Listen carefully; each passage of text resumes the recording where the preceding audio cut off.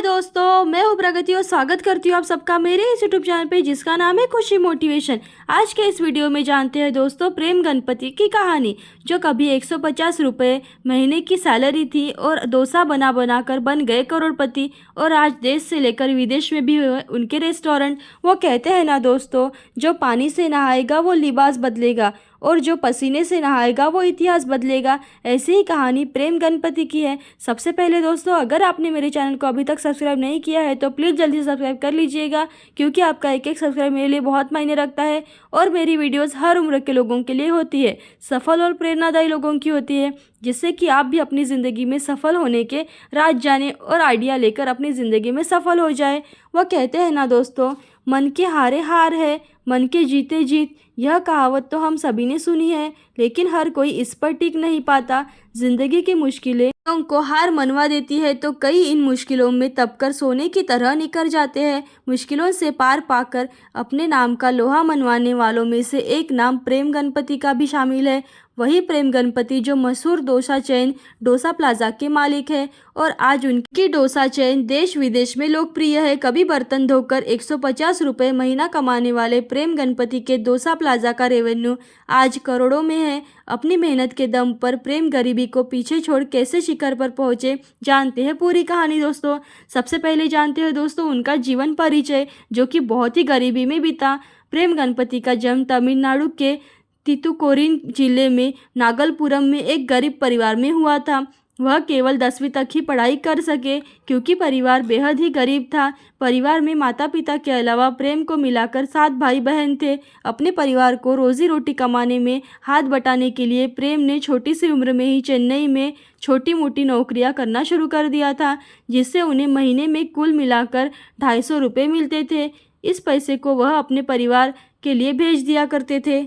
जानते हैं दोस्तों, उन्हें मुंबई आकर लूटा गया। एक दिन एक परिचित ने उन्हें मुंबई में 1200 रुपये प्रति माह के वेतन पर वादा करने नौकरी की पेशकश की। प्रेम गणपति को पता था कि उनके माता पिता उन्हें मुंबई जाने की इजाज़त नहीं देंगे, इसलिए उन्हें बिना बताए ही वह मुंबई के लिए रवाना हो गए।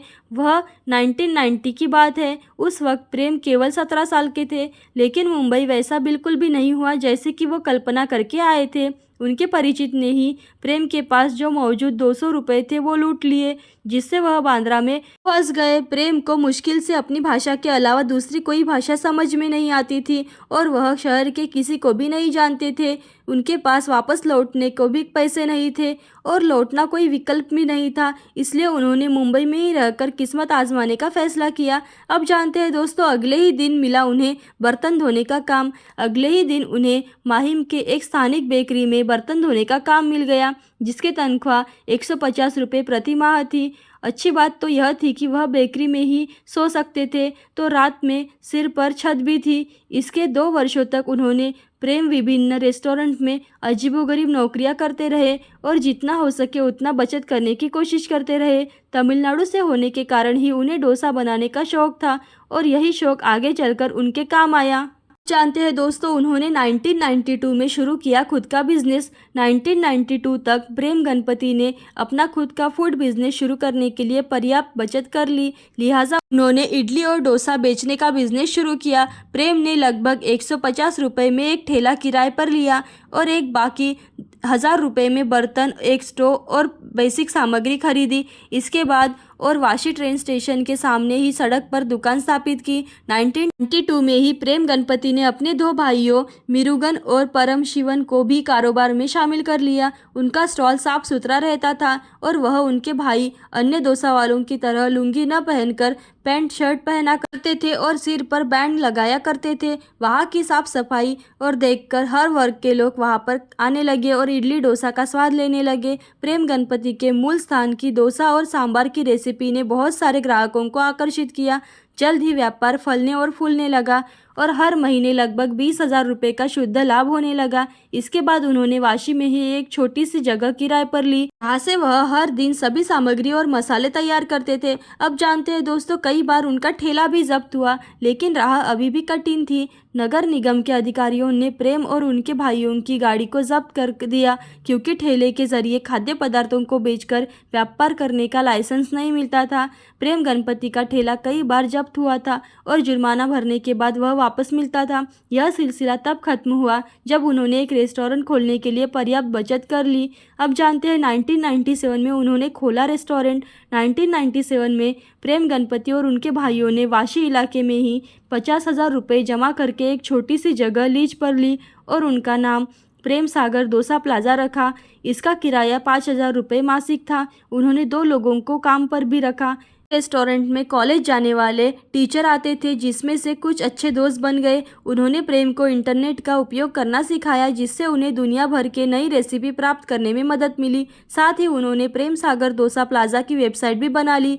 जल्द ही प्रेम गणपति ने डोसा के साथ प्रयोग करना शुरू कर दिया और मेन्यू में डोसा की 10 से 15 वैरायटी शामिल हो गई।